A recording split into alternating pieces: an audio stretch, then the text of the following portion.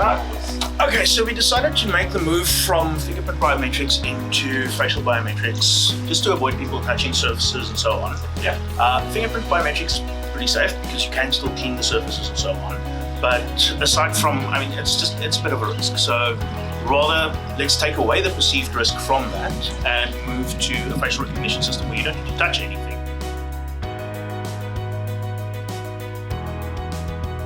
It's actually very, very accurate. It's surprising.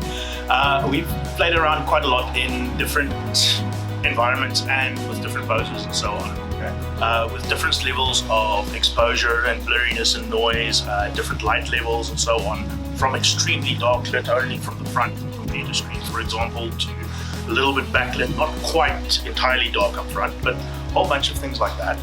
And with things like your forehead or an eye or your mouth or something included, because you're standing there with your hand in front of it, something like that.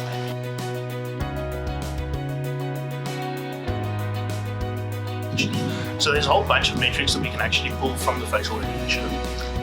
It can actually pick up some of the details of your expression and make guesses as to the expression in the photo. So it can, for example, say, okay, this is a neutral photo, or it's a photo where you're smiling. It can tell if you're angry or disgusted or anything along that line. It also tries to pick up what gender the person in the photo is. So comparing or combining that with your ID number.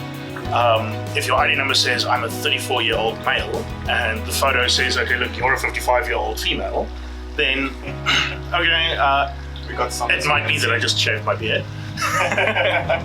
But at least then you can flag it as something that an operator needs to look at and say, okay, well, something in this photo combination isn't quite right. We need to have a look at this and just see what the implications are.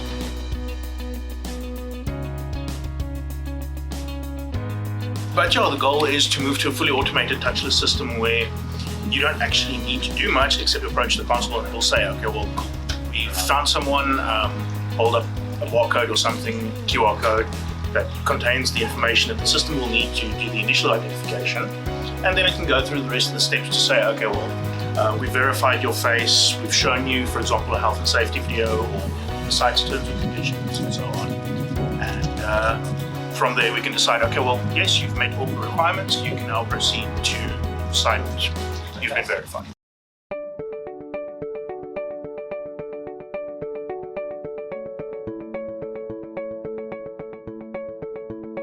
Is it 90% clean? Is it 100%? It's all determined by the time.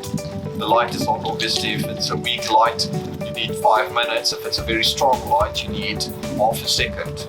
I'm targeting about 4 seconds to get it to a 99.9, you know, the usual cleanliness. Facial recognition we should will have by the end of this month, March, May. Yeah. Sorry, lockdown makes you. There is no more weekdays and weekends. I'm picking up a IP CCTV camera to test if I can get the reader working with facial recognition.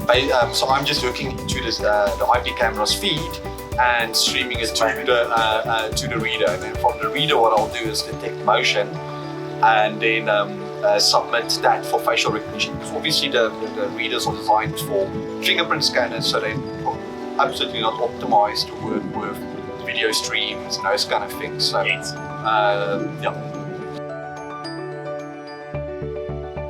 That, as far as I can see now, I've only implemented very basically, and I've got it's about 1.2 seconds.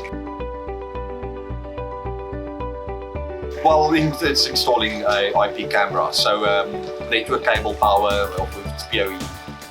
Install the the IP camera, and then the rest is software configuration, configuring it, the IP camera's IP address and those kind of stuff onto the reader, and the reader would do the rest.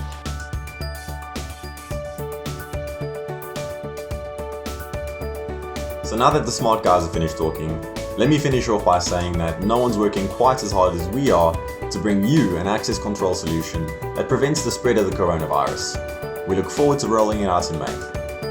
If you have any more questions about the product, please email us at info@ipulse.systems and we'll get back to you as soon as we can. Thanks for watching the video, guys.